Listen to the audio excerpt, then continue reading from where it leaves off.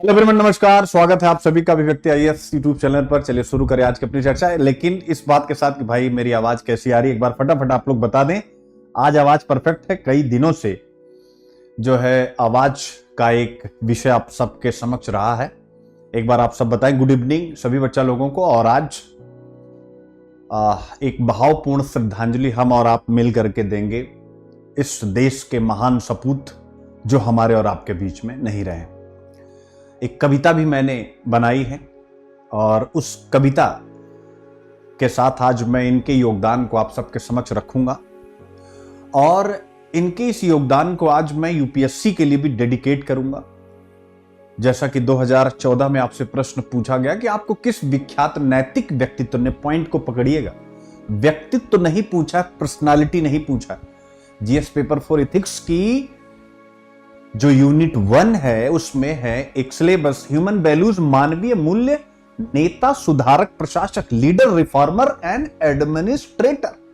उनकी लाइफ्स, उनकी टीचिंग और उस टीचिंग से आप क्या सीख पाते हैं, यानी उनके उपदेश, उनकी जो भी उनका जीवन रहा है उससे आप क्या सीखते हैं।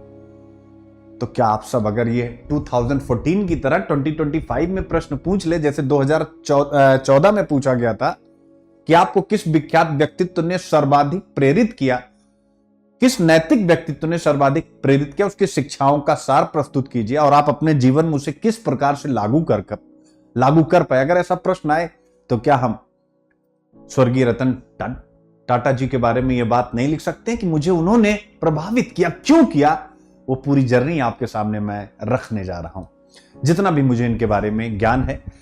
तो आज इनके बारे में एक बार आप सब बताएं। आवाज एकदम से परफेक्ट आ रही है?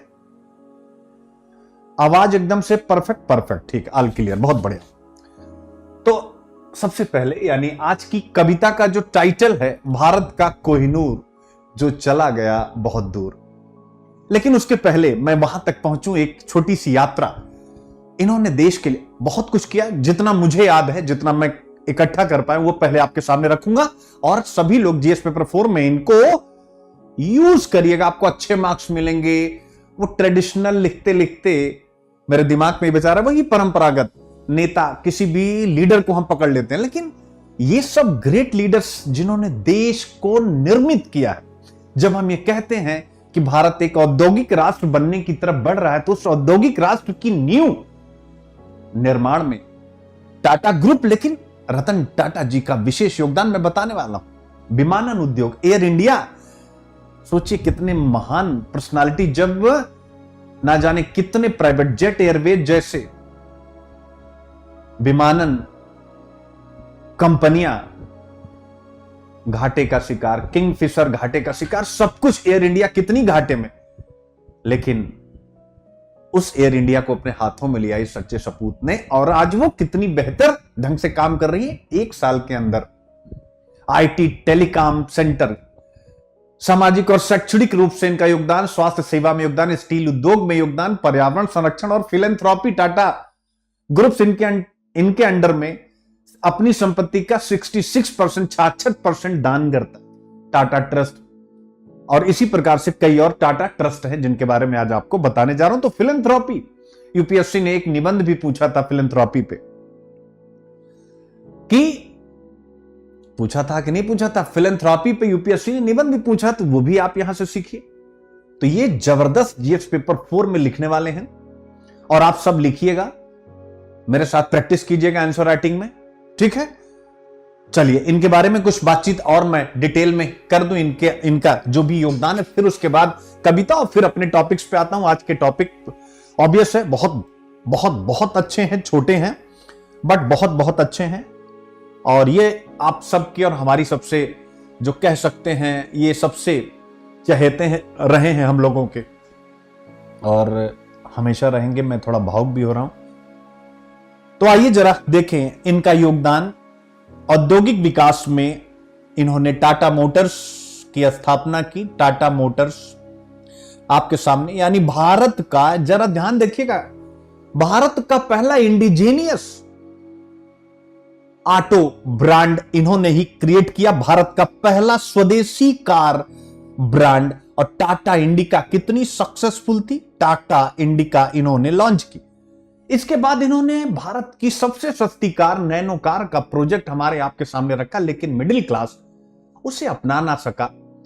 विजन बहुत बड़ा था, लेकिन वर्तमान सोच जब ये बनाई गई तो मध्य वर्ग उससे सहमत नहीं हुआ। तो इनका नैनो प्रोजेक्ट रहा है वो कमजोर साबित हुआ। देख सकते इतनी महान पर्सनालिटी, बड़ी सोच, लेकिन कभी भी असफलता आपको परेशान नहीं कर सकती अगर आपके अंदर उद्यमशीलता, एंटरप्रेन्योरशिप का माइंडसेट है। तो इनको और बताऊंगा, लेकिन फैक्टर ऑफ प्रोडक्शन बता दूं तब मजा आएगा। जब हम पढ़ते हैं किसी देश की इकोनॉमी किससे बनती है, लैंड से, लेबर से, कैपिटल से, इंटरप्राइज से, एंटरप्रेन्योर से, तो ये वही एंटरप्रेन्योर हैं रतन टाटा जी। क्या है? ये वही एंटरप्रेन्योर हैं जो लैंड, लेबर, कैपिटल को एक साथ ला करके और देश की जीडीपी को बढ़ाने में अपना बड़ा योगदान देते हैं। तो औद्योगिक विकास के द्वारा इन्होंने किया। इसके पश्चात पहली बार कोई ऑटोमोबाइल कंपनी हिंदुस्तान की दुनिया के सबसे बड़े ब्रांड्स को क्या करती है? अधिग्रहित कर लेती है। जगुआर और लैंड रोवर को इन्होंने अधिग्रहित कर लिया 2008 में। इसी औद्योगिक विकास में आपको उसको भी देखना है। रतन टाटा जी ने वैश्विक विस्तार करते हुए टाटा मोटर्स द्वारा ब्रिटिश ब्रांड जगुआर और लैंड रोवर का अधिग्रहण कर लिया। इसके पीछे एक छोटी सी कहानी है कि इन लोगों ने उन्हें कहीं ना कहीं महसूस कराया था बहुत पहले कि कार बनाने का काम तुमसे नहीं होगा, छोड़ दो अपना सपना। और अंत में इसी लैंड रोवर के मालिक को वो खरीद लेते हैं, यानी उसके इस प्रोजेक्ट को खरीद लेते हैं। और जब वो खरीदते हैं, देखिए महत्वपूर्ण ये नहीं होता कि हम क्या खरीद रहे हैं क्या नहीं, महत्वपूर्ण ये होता है कि जब हम कोई चीज खरीदे तो ग्लोबलाइजेशन के इस समय में हमारी धाक वैश्विक स्तर पर जने। जैसे ही इन्होंने ब्रिटिश ब्रांड जगुआर और लैंड रोवर का अधिग्रहण किया, भारत की ऑटोमोबाइल इंडस्ट्री को वैश्विक पहचान, ग्लोबल आइडेंटिटी मिली। ये योगदान है कि एक व्यक्ति ने वैश्विक रूप से भारतीय ऑटोमोबाइल सेक्टर को खड़ा कर दिया। फिर इसके बाद विमानन उद्योग बताने की आवश्यकता नहीं, एयर इंडिया इन्हीं की जिम्मेदारी में दिया गया है भारत सरकार की तरफ से कि आप ही संभालिए। यानी वो एयर इंडिया जो घाटे में चल रही थी, आप देख सकते हैं। और इससे यह भी पता चलता है कि इनकी प्रतिष्ठा कितनी व्यापक रही है। तो विमानन उद्योग। इसके बाद अगर हम आईटी और टेलीकॉम सेक्टर में योगदान देखें तो टीसीएस को भला कौन भूल सकता है? टाटा कंसल्टेंसी सर्विसेज दुनिया की सबसे बड़ी आईटी कंपनी में से एक बन गई। और ये क्या कर रही है? सर्विस सेक्टर इंडिया की जीडीपी में जो योगदान दे रहा है उसमें बहुत बड़ा योगदान दे रही है, लेकिन भारतीय अर्थव्यवस्था में संसाधनों को तो जुटा रही है, लेकिन उसके साथ साथ रोजगार का भी सृजन कर रही है। भारत का आईटी सेक्टर इस व्यक्ति ने विश्व भर में प्रतिष्ठित कर दिया टीसीएस के द्वारा। इसके अलावा दूर संचार सेक्टर में, टेलीकॉम सेक्टर में टाटा टेली सर्विसेज ने डिजिटल कनेक्टिविटी आम जनता तक पहुंचाई। यह इनका योगदान है। अब अगर हम सामाजिक और शैक्षिक विकास की बात करें तो सीएसआर यानी कारपोरेट सोशल रिस्पॉन्सिबिलिटी, मेरे प्यारे बच्चों, इन महानुभाव के नेतृत्व में टाटा ट्रस्ट काम करती है। और टाटा ट्रस्ट के माध्यम से चाहे एजुकेशन हो, चाहे हेल्थ हो, चाहे स्वच्छता हो, चाहे ग्रामीण विकास हो, कई क्षेत्रों में टाटा ट्रस्ट काम कर रहा है। और भारत में जो प्रोसेस ऑफ डेप्रिविएशन, वंचितता का चक्र, उसको तोड़ने में मदद कर रहा है। सरकार के सच्चे सिपाही हैं, यानी सरकार के कार्यों में ये योगदान दे रहे हैं, समाज के सबसे बड़े सपूत। इतना ही नहीं, इंडिया का जो आईआईटी है, मेरे प्यारे बच्चों, इसी सामाजिक और शैक्षिक विकास में आप देखेंगे जो इंडिया का आईआईटी है, आईआईएम है, और इंडिया का जो साइंस इंस्टीट्यूट है आईआईएससी, आप देख सकते हैं इसमें भी बहुत महत्वपूर्ण योगदान दिया है। इन संस्थाओं को अंतर्राष्ट्रीय स्तर पर प्रतिस्पर्धी कॉम्पिटिटिव बनाने में इनका बड़ा महत्वपूर्ण योगदान रहा। कभी मौका मिला एडिटोरियल आए विस्तार से चर्चा करूंगा।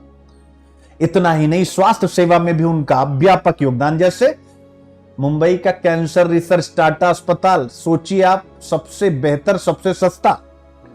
तो रतन टाटा ने मुंबई में टाटा मेमोरियल अस्पताल को फाइनेंशियल एड दी जिससे कैंसर के इलाज में और रिसर्च में बड़ी सहूलियत मिली। आप देख सकते हो, और ये कैंसर के इलाज केवल कहने को नहीं है। सामान्य परिवार पे अगर यह आपदा आ जाए, इसको मैं बीमारी नहीं कहता हूं, आपदा कहता हूं, तो संभवतः परिवार बिखर जाएगा। वहां पर इनका योगदान आप देखिए, वहां पर इनका इन्वेस्टमेंट देखिए। फिर इसके बाद जब कोविड-19 आया, याद रखिएगा, यानी इसी स्वास्थ्य सेवा में कोविड-19 महामारी के दौरान मेरे प्यारे बच्चों करोड़ों रुपए की सहायता दी चिकित्सा उपकरण और वैक्सीन के डेवलपमेंट के लिए। यह हैं रतन टाटा, और इनफैक्ट राहत के कार्यों के लिए। फिर इसके बाद स्टील उद्योग, बताने की जरूरत नहीं है, वैश्विक रूप से टाटा स्टील एक भरोसेमंद स्टील कंपनी है, आप देख सकते हैं।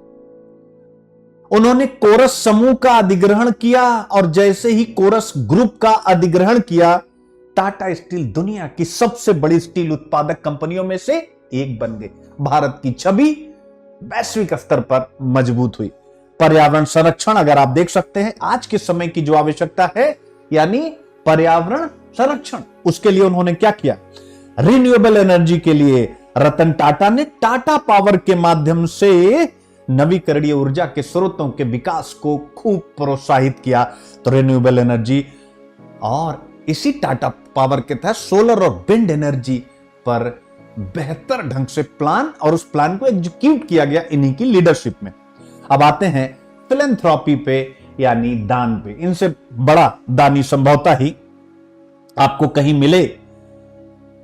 आप देखें, यानी कारपोरेट जीवन में समाज सेवा को ही प्राथमिकता दी, और कहा जाता है कि टाटा ग्रुप का लगभग 66%, यानी टाटा ग्रुप की, नॉट इनकी पर्सनल, टाटा समूह की कुल संपत्ति का 66% हिस्सा सामाजिक विकास में जाता है, शिक्षा पर, स्वास्थ्य पर, गरीबी उन्मूलन पर। और यह किसके माध्यम से होता है? 3 संस्थाएं इनकी, Tata trust, Tata education trust और टाटा मेडिकल ट्रस्ट। ये है हमारे और आप सबके प्यारे रतन टाटा। तो उन्हीं के लिए एक कविता आज मैंने बनाई है, वो आप सबके सामने रखना चाहूंगा, उनको श्रद्धांजलि देते हुए। भारत का एक कोहिनूर जो चला गया बहुत दूर, भारत का एक कोहिनूर जो चला गया बहुत दूर, भारत की माटी का था वह सूर, भारत की माटी का था वह सूर, नाम था उसका रतन टाटा कोहिनूर। हर दिल में बसा उसका प्यार, देश को दिया उसने अनेकों उपहार, औद्योगिक क्रांति का वह नायक बना, हर मुश्किल को उसने आसानी से सहा, टाटा की पहचान को दिया नया आयाम, दुनिया में भारत का ऊंचा किया नाम। नयनों से जगुआर तक की उड़ान, रतन के सपनों ने दिया हिंदुस्तान को सम्मान। छोटे से कार्स से लेकर बड़े व्यापार, उनके हर कदम ने किया भारत को पार, उनके हर कदम ने किया भारत को पार। पर उद्योग ही नहीं दिल था बड़ा, पर उद्योग ही नहीं दिल था बड़ा, दान और परोपकार से समाज को किया खड़ा, दान और परोपकार से समाज को किया खड़ा। शिक्षा, स्वास्थ्य, हर क्षेत्र में था योगदान, रतन ने दिए ना जाने कितने वरदान, रतन ने दिए ना जाने कितने वरदान। सच्चे कर्मवीर, सच्चे देशभक्त, हर भारतीय के दिल में बसे हुए हर वक्त। रतन टाटा वो कोहिनूर हमारा, जिसने दुनिया में चमकाया हमारा सितारा।